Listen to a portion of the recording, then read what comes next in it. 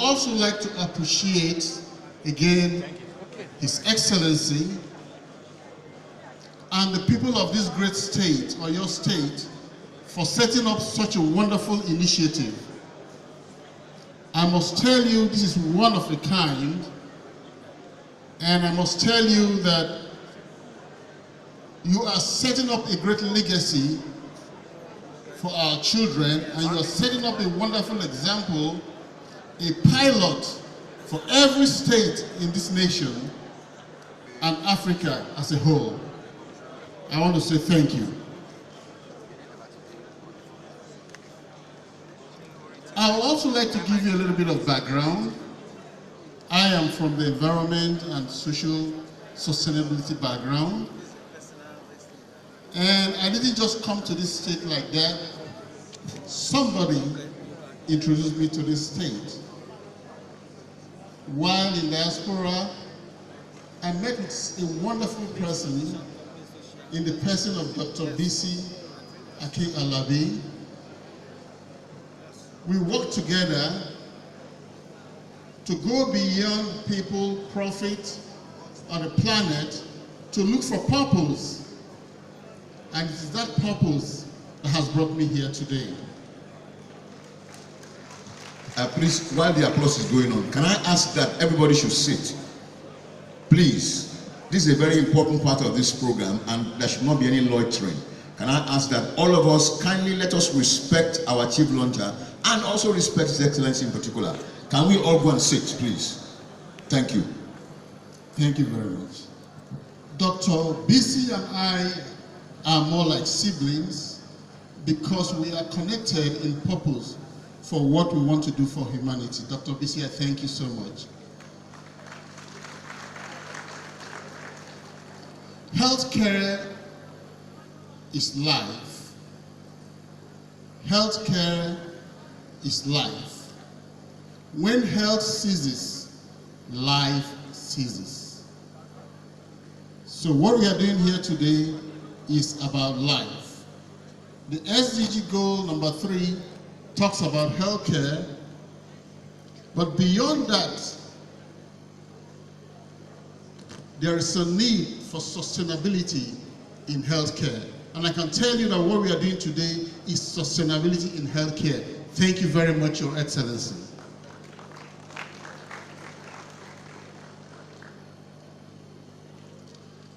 I will also like to share this with you, that healthcare is not a humanitarian issue, it's not a philanthropic issue. The issue of health is a responsibility. It's a responsibility that you and I owe to each other, owe to the community, owe to our children, owe to the future, and owe to everybody.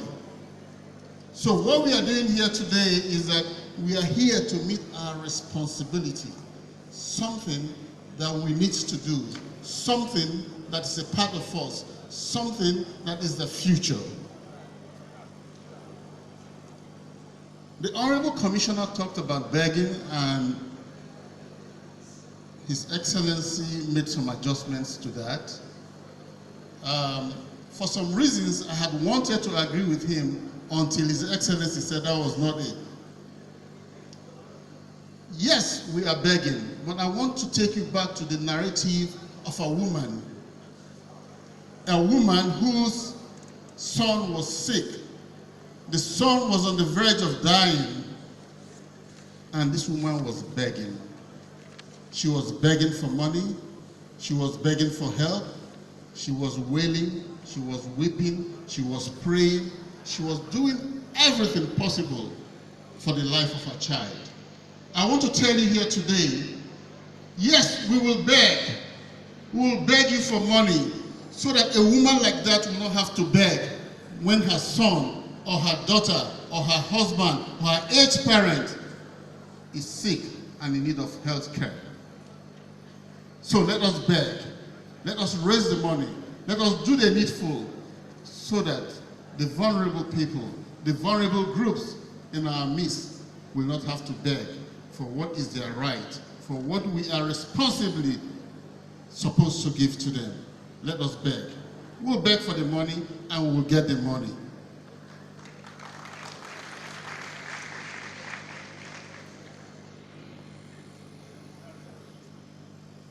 What I have found out from what is being done today is that Oyo State has cleverly, intelligently engaged in the sustainable approach to healthcare.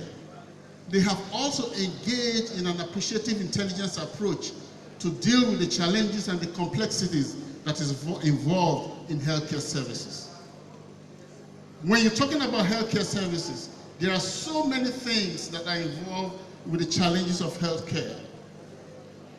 There is the structure, the building, there is the personnel, there are the medical equipment, and there is the need for power. There is the need for energy. My organization is running what we call a solar health program. What the solar health program is doing is that it understood that there is a need for power to impact positively for effective health care. And we realize that the major issue we have in this country is energy, is power. I'll tell you one story before I round this up. There was a wonderful surgeon who was operating on a patient and suddenly NEPA took light. They put on the generator and suddenly the generator went dead. What do you think, if you are in the position of the surgeon, that you will do at that point in time?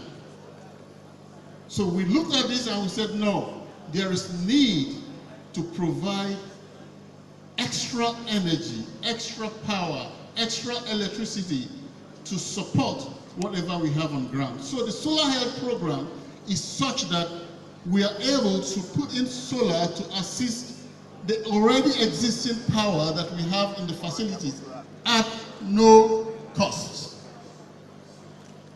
At no cost. You didn't hear that. And I'll let you into a little secret. And I want you to hear me carefully. A little secret. In 2015, December, the United Nations entered into an accord called the Paris Accord.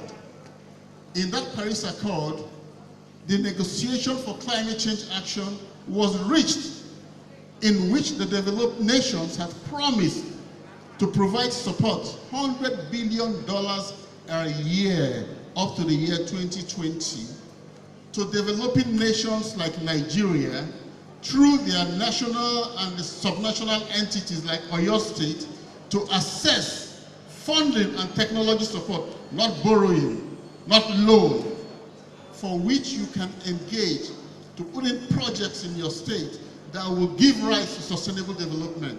And I can tell you, people don't understand it, and no one is tapping into it. In Washington, D.C. 2 years ago, I sat with a lady next to me and she told me, "You're from Nigeria?" I said, "Yes." She said, "Generations to come will not forgive you if you fail to show them how to tap into the funds that are available globally for sustainable development, free money." She told me, "How much money has your country assessed for malaria? How much money has your country assessed for HIV/AIDS? What is wrong with you?" And after that meeting, I packed up my load and I came back to Nigeria, and I am here today. So I would like to reframe it. No, I didn't come all the way from the United States of America.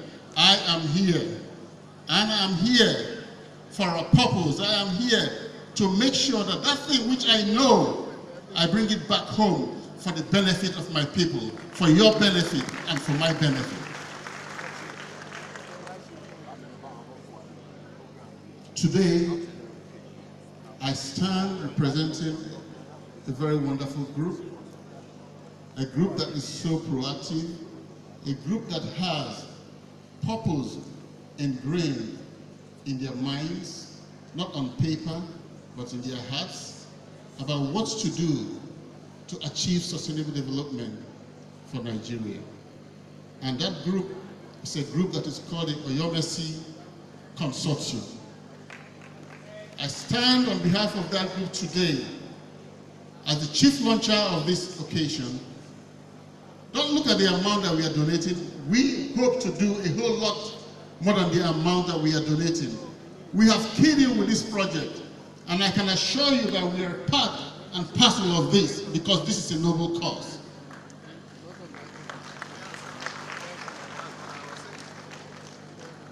And ladies and gentlemen, I want to announce to you that Oyomisi Consortium is launching and flagging off this noble program with a donation of 100 million naira. Thank you.